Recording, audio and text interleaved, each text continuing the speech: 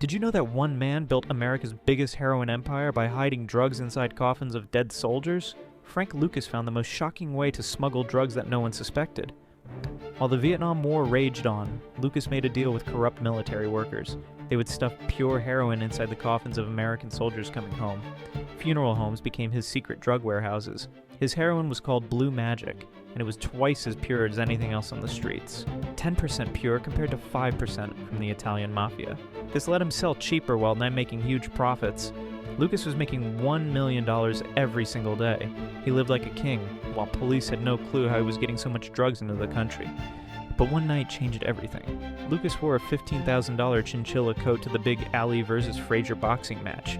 Federal agents noticed and started watching him. The investigation uncovered his entire military connection. Hundreds of people in his network got arrested. One fancy coat brought down the whole empire.